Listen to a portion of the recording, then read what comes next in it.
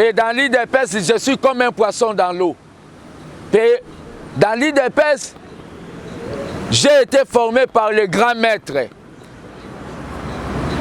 Kokende kozale pas maître misusu akokoka gaz nangati. Ebele kutu lelo ba koka gaz nangati. Les gens disent que je suis rebelle. Non. J'étais allé voir Augustin Kabouya. Et Zangapem n'a organisé la première matinée politique tant que secrétaire général. Bon, mon avis dimension nango.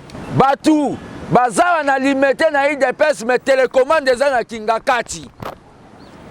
Kabila a instruit bango ke na kota sous permanence te. Bakanisi ke ngana okoma mubake. Na ke sala IDPS peuple. Je suis dedans. Batou bazo linga ba défendre nango. Non non non non non. Oh, qui aime bien châtie bien. Augustin Kabouya doit demander pardon ou bien il doit démissionner. Naboya bakor wana ngai na bengango mariage ya Angelou na marabout. Ozomona ba conséquences ba bilo bando bot. Congo réalité vision chaîne na biso elo bakama kambo vérité to s'abonner biso nyonso awa avec le maréchal Amos Semi Kito. Chers amis téléspectateurs, je vous demande simplement d'aller plus vite, de vous abonner massivement dans Congo Réalité Vision. Citeling, il y a qui pour s'abonner, belé. Congo Réalité Vision. Congo Réalité Vision. Avec le maréchal Amos Semi Kito. Congo Réalité Vision chaîne na biso elo bakama kambo vérité to s'abonner biso nyonso awa na Congo Réalité Vision. Congo Réalité Vision chaîne na biso elo bakama kambo vérité avec le maréchal. Merci beaucoup, très chers amis de la presse de la liberté. Nazane Sengo, pour ça la communication en tant que gardien du temple de la démocratie et citoyen congolais membre de l'IDPS. Premièrement, nazo lingana éclaircir opinion par rapport à la situation au batuba monaki na ba réseaux sociaux ba vandi singana se bazo katanga suki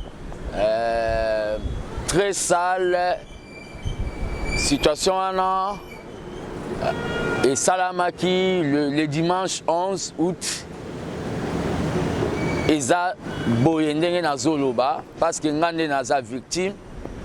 Vous savez, dans les histoires, avant d'aller kotuna bao basali acte, il faut que mona o aza victime, mais malheureusement, ba caméra o ekitaki et ala une impossibilité ya komona nga parce que j'étais hospitalisé après l'événement na ya mabewana. J'étais allé voir mes compagnons d'élite, les amis, une association, où on a capturé des PES, une force du progrès, parce que nous avons planifié, conformément à l'article 26, qu'organiser marche pour la Koloba, oui, la bonne gouvernance, non, la corruption. Tellement que nako jamais rosale le konga moko ba mouvement msu ba contacta ngai nakenda kokuta na bango c'était le 9 le vendredi nakuta na bango to se mettre d'accord que ba ko participer na manifestation. Il a fallu que tout ça là o ba bengi communication na bango et na communication ana na ekobenga bango les 11 na bengi bango na bi bon naza na nzela nazoya poto ye bandenge nini toko organiser marche oyo eza prévu pour les 30 bayebisinga yaka toza na base nalobi est-ce que ma sécurité est assurée balobi nanga oui ta sécurité est assurée. Kokoma na komi place balaki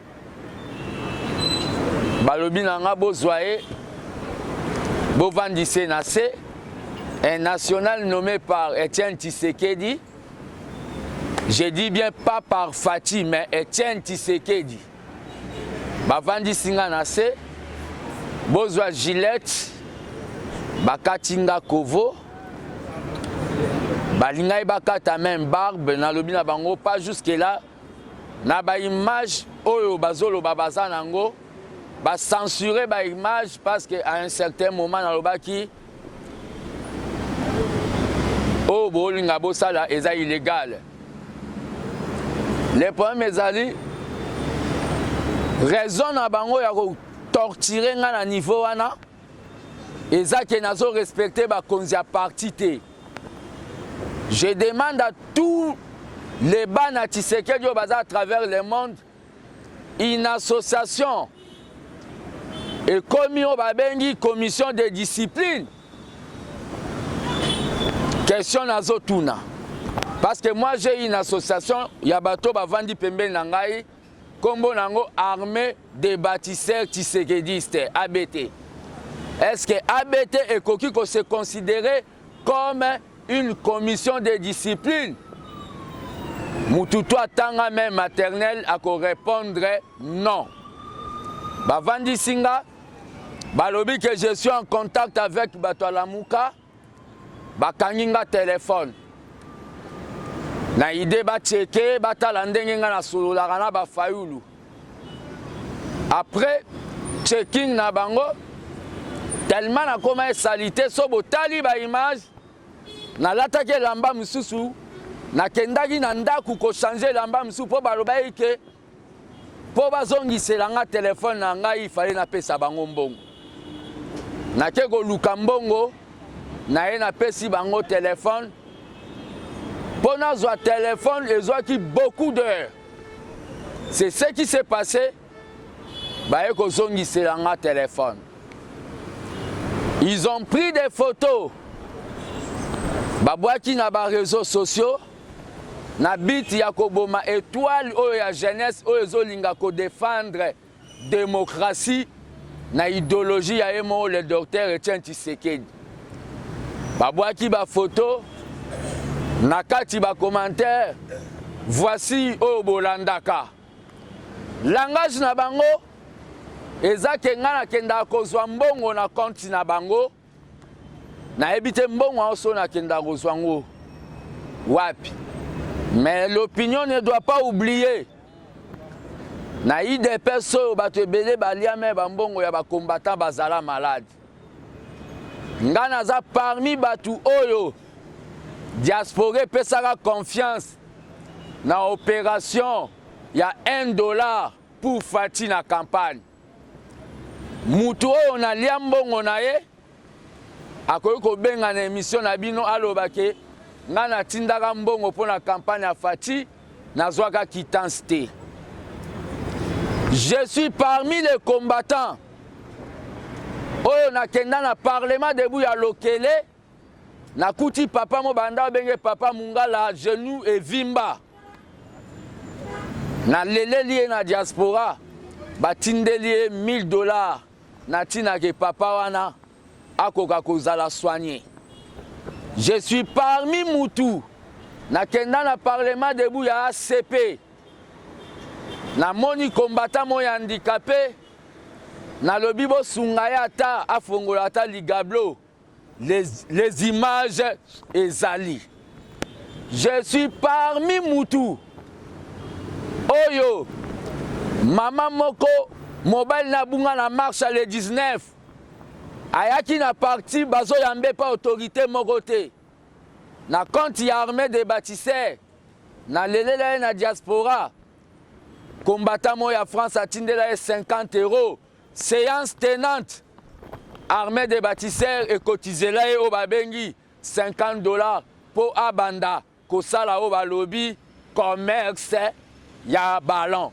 À ça la mission na concerne na bino moko. C'est cette femme là. Aujourd'hui les gens viennent koya kolobake je marchande. Ba tu ba réduire débat politique na o babengi débat ya mbongo. J'ai été traumatisé de voir mes propres frères bakoka kosala nga acte ya bongo. Maître Dori va intervenir à la fin pour expliquer comment la justice est traitée bakao basalinga ya kokatanga suki. Au moment, même ceux qui bazala une commission de discipline, je ne crois pas na procédure wanande bakoka kosala likambouane. Je suis très étonné na place nazalaki na hôpital parce que na moment yo na komi ko marché na moi bokebi na boyaki ke ba visiter nga na hôpital o nazalaki na place nazalaki na hôpital na moni matinée politique mobimba avec point à l'ordre du jour, matinée politique de mon parti l'UDPS avec point à l'ordre du jour, justification ya acte wana. On a appelé les chefs ya bagang wana pour aller kaloba ke bakanga kingai bakata kinga suki sans que ezala même condamné par mon propre parti politique pe batu babeteli maboko. Je suis très étonné de voir que makamba bongo acte ya bongo si Tshisekedi était vivant n'allait pas tolérer ce genre d'acte. Mais tant que Tshisekedi n'a pardonné bango, malgré que l'armée des bâtisseurs bazala qui prêt à aucun de la justice n'a pardonné bango na acte o basali eza bango te bazana bato bazana sima na bango. Deuxième point dans Olingana Lobela, d'abord en rapport à ces points, nakoloba même Thomas Lokondoya, il y a FCC, azalaka na contradiction na ba point de vue na bango, bango bazala na minduki, nanu bakata esuki te to basala eloko. Mais je crois bien peut-être nga na Olingana zala Thomas Lokondoya UDPS, on a un point contraire, on m'a traité de sorte, interdiction ya quota permanence, comme si bachaka $1 na kachambongo Tshisekedi asombaga lupango. Je suis en train maintenant de vivre ma kambumoko eza anormal. Deuxième point au boye nango na mitema na bino eza en rapport na ba nomination ya ba bourgmestre. Moi dans un examen d'état ache poudre mais lobby batala na journal kombo ezate. C'est vraiment la honte pour un parti d'un docteur en droit, un parti légaliste. Ya komona batu babanda ko sala o babengi amateurisme politique. Ngaler na melaki masanga na langwaki, j'avais demandé pardon. Ces gens-là basenga pardon na Artuana, monsieur Augustin Kabouya, je cite son nom, asenga pardon na Artuana. Et Tshisekedi comme docteur en droit mal à l'aise que oya ko publier et le comment est illégal dans un parti légaliste. Il faut senga pardon. Soka ko senga pardon te a démissionné. Il doit démissionner. Ou bien commission na ya discipline. Oye kata batusuki bakate pesuki. Il doit normalement démissionner. Nazomona batu bazo mema fanatisme na kacha parti na ba réseaux sociaux ba comme je suis Augustin Kabouya. A koufite à commettre acte moko ce qu'on est en train de faire aujourd'hui. Bon comme kolinga ko sala esprit d'équipe au lieu ya ko sala esprit du peuple. Mutasali erreur tellement que yenda ko signer pour bozwa poste bozo comme je suis Augustin Kabouya. C'est la honte. La vraie UDPS, vous constaterez après la sortie du gouvernement, je suis encore seul, beaucoup de gens vont me rejoindre. Je l'annonce à ce jour.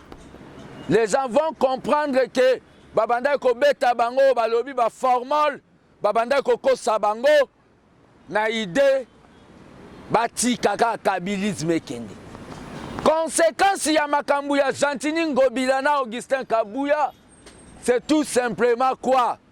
Les gens ne veulent plus respecter la constitution. Bakomi kolinga kosala oyo eza ba arrangement de salon. Bah, arrangement avec de nouveaux amis de Kingakachi. Conséquence Yangwan. Donc, eza son. Batu baoloba makambu na biso ya ndaku. Il faut tolobela yango na ndaku. So bolobeli na ndaku ezo simba te, babima ta babelela. Peut-être bato libanda bakoya osala médiation. En rapport avec la marche du 30 aura bel et bien lieu qu'il pleuve ou qu'il neige. La marche là aura bel et bien lieu avec ceux qui sont disponibles. C'est une marche que j'ai écrite tant que citoyen congolais n'a pas autorité à ville. Parce que la Constitution peut signer droit. La marche a pour motif soutenir la bonne gouvernance et dire non à la corruption. C'est ça le cheval de bataille du président de la République. Je ne comprends pas pourquoi les gens veulent combattre cette marche. Ceux qui veulent combattre cette marche, ce sont des gens qui sont maintenant au Balobi, les envoyés spéciaux de Kabila à l'UDPS. Kabila n'a jamais voulu, Kabila alingaka jamais au Babengi. Manifestation du peuple congolais. Kabila, entre Mundu qui n'a balabala, Kabila vaut mieux que Mundu qui est balabala. C'est pour cela que nous sommes en train de vous dire tout simplement. Tous ceux qui veulent soutenir Poto Bandao Babengi, majorité populaire, parce que nous n'avons pas la majorité au Sénat, nous n'avons pas la majorité dans l'Assemblée. Poto Bandao Babengi, majorité populaire, bon soutenir Kana Malobate. On a besoin de faire les tracts, on a besoin de faire des banderoles. La marche doit être agrémentée, c'est-à-dire que tu as besoin de fanfare. Je demande na bao nyonso balingi topé sa président Nabiso Maboko na weza cheval de bataille nae bako contacter mon numéro est déjà connu. Que les gens cessent de dire que makambo nga nazo sala ezapo na zwambongo. Non non non. Et ça parce que nous avons constaté balingi ba komisa IDPS o babengi palou. Bazolinga ba komisa IDPS mwa ya kopa la zanga mine. Quand un journaliste vient à tenir un micro, bakaneli ya kota sous permanence. Le combat de ces partis l'État pour la liberté d'expression et bungi. À cause d'un individu, esprit d'équipe. Je suis en train de dire, pour vous donner la parole s'il y a des questions, à M. Kabila, qu'il sache, à Tazuba Tshisekedi, comme si Bango Bato Kingakati. Moi, je suis là, je vais défendre l'idéologie de l'IDPS. Et quand je suis en train de parler, je sens vraiment l'aura de Tshisekedi. Malgré mes défauts, bato balinga kangai o bayo kanga bako soutenir nga na mabonde li pe na ba prière.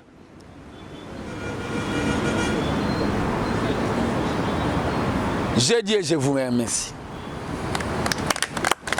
Les années pour traduire en justice ou bien au municipal. Deuxième question, nous avons une interdiction à yo, mais interdiction pour entrer à siège.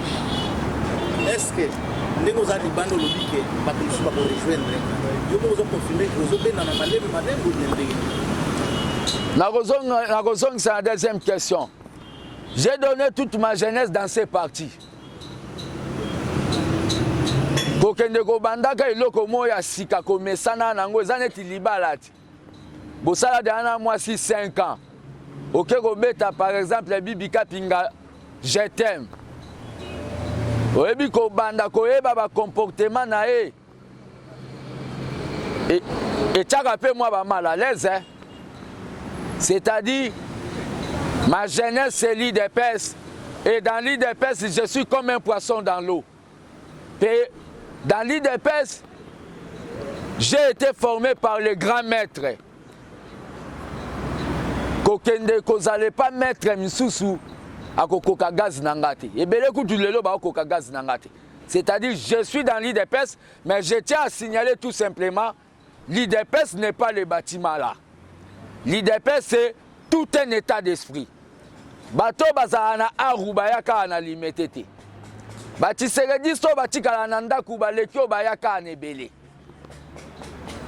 Je suis dans l'IDPS, peine à répondre l'isusu mutu oyo akoka kolongola na IDPS asakufa. Mais en rapport na question na makambo basalenga na ko souhaiter maître Dori na souka répondre. C'est condamnable. Mais c'est condamnable. Je pardonne. Na pardonné bango parce que eza bango te batinda ki bango. Et le président a condamné ça. Vous avez vu le chef du gang là, quand il a dit que Tozume m'appelle Angomba, c'est-à-dire le président a condamné ça, c'est pour cela. Basali o babengi matinée politique de justification. Na acte à barbarie. Mais Nzambe tellement Nzambe. Basimbi touche. Ba présenter ba bourgmestre illégal. Question. Merci. Yebati. Fils na lanjo bien. On a procès par rapport à permanence. Na sali le côté na lancé marche le 22. Na ya na kota na porte à permanence baboyi na kota. Na zolinga so rappeler na rappeler. Je ne suis pas en dehors même ya babengi ba penser à président. Marche à le 22 ezalaki na motif ya koboya ba ancienne figure, dire nos anciennes figures. Lelo président Salibi qui rougité. Vous voyez que je suis toujours dans la logique. Malgré que j'avais annulé sa faute de moyens. Biki Rouge Wane Lakisi que pas des anciennes figures. Les gens disent que je suis rebelle. Non.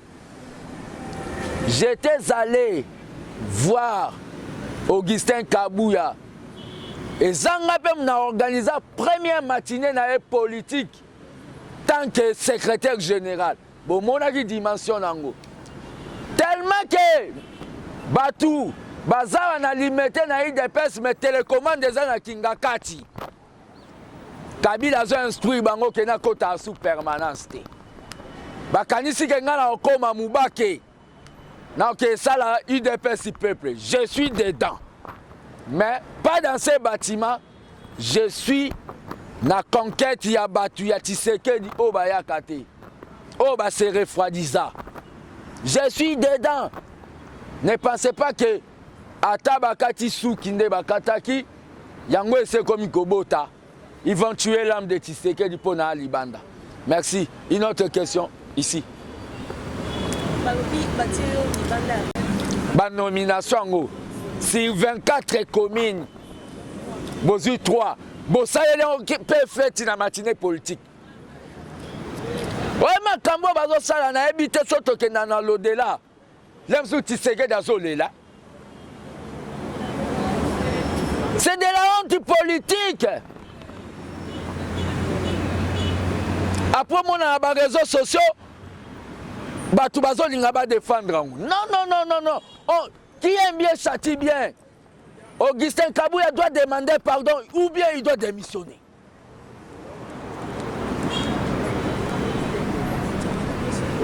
L'erreur est humaine. Na ba faire d'état, l'erreur est humaine. Bokomo loba l'erreur est humaine. Na makambo ya mboka. Na makambo ya parti. Une autre question s'il vous plaît. Tika kondima ba korwan. Na tika kolinga jamais ba korwan. Na boya ba korwana ngai na benga ngo mariage ya Angelou na marabout. Ozomona ba conséquences ba bilo bando bot.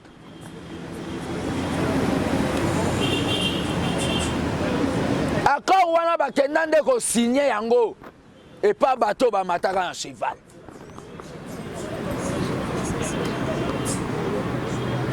Pour bateau belé déjà ba koka ki sunzalati.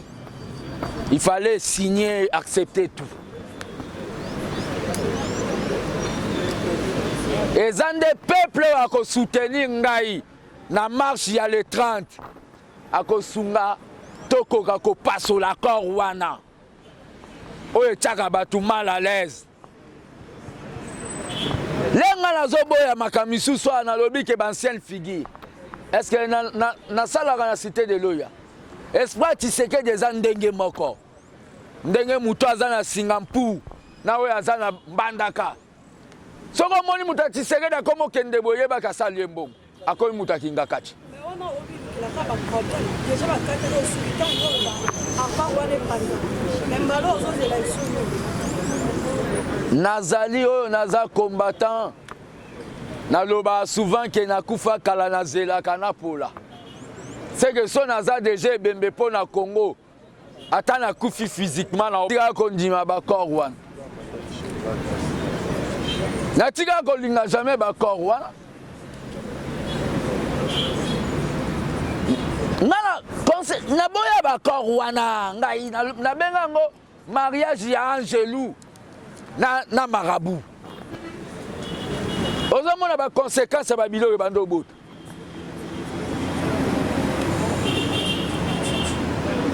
Accord wana ba kendande ko signer yango et pas bateau ba mataka en cheval.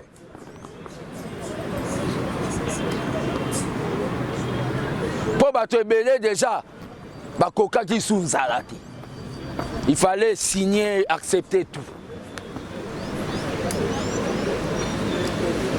Et zande peuple a ko soutenir ngai na marche ya le 30 a ko sunga toko ka ko passe l'accord wana.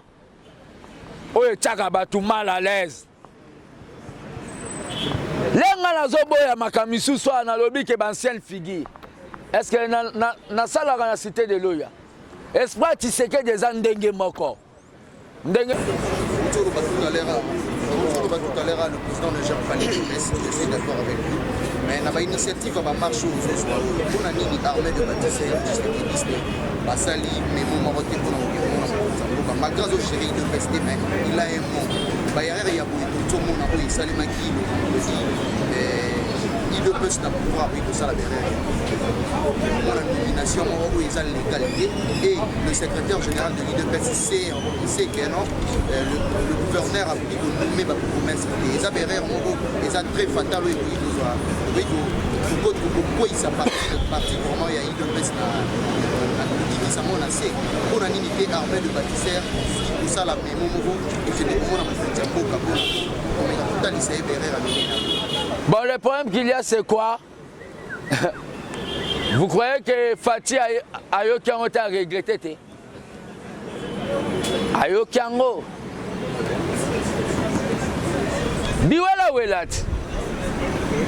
Quand vous voulez faire des histoires sans consulter vos collègues, allez dans ces matinées politiques, vous ne verrez pas au cadre IDPS Bayaka. On prend les fanatiques présents parlementaires de Bouba Van Siba en apodion. Même les histoires qu'on est en train de dire, on a CEP, CEP n'est pas une personne. Mais pour besoin de na CEP, il faut que les pas Chabani.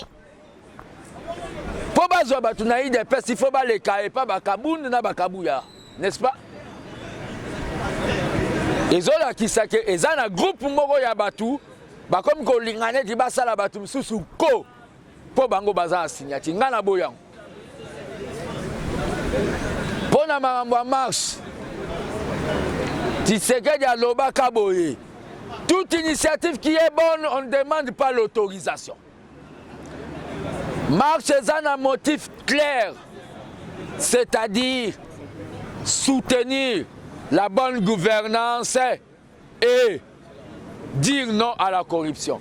Je vois comme si j'ai répondu à la majorité à ma question. Merci.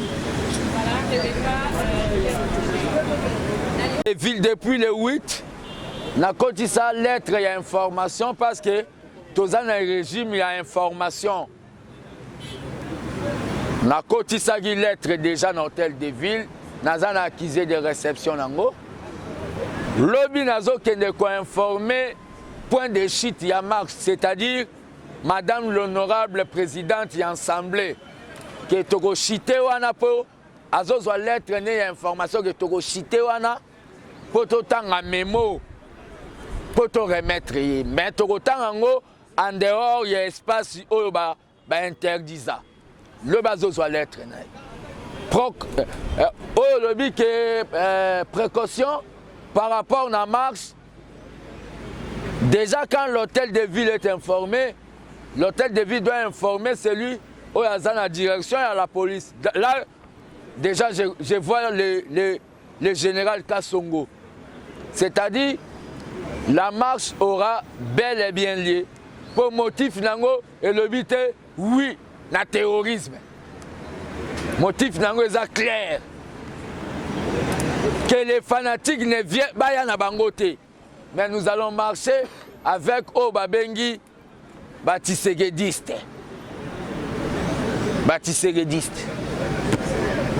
Les ennemis du FCC, ça c'est tout à fait naturel. Mais les ennemis de l'IDPS aussi, bon, en politique, kokanisate ke mutunyo so ko linga yo ha. Mutunyo so pas ko linga toi les pelate. Vous comprenez? Mais bakanga motote.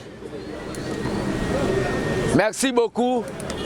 Nathan Obope Singaï. Tomona Ninabino, les 30. Merci. Les 30. Congo, réalité, vision, chaîne na biso, et le bakama kambo vérité. Tous s'abonner biso sur Awa. Avec le maréchal Amos Semi Kito. Chers amis téléspectateurs, je vous demande simplement d'aller plus vite, de vous abonner massivement dans Congo, réalité, vision. Cité Leng. Il y a qui tout pour s'abonner. Congo, réalité, vision. Congo, réalité, vision. Avec le maréchal Amos Semi Kito. Congo, réalité, vision, chaîne na biso, et le bakama kambo vérité. Tous s'abonner biso sur Awa. Na Congo réalité vision. Congo réalité vision, chaîne na biso, et le bakama kambo vérité. Avec le maréchal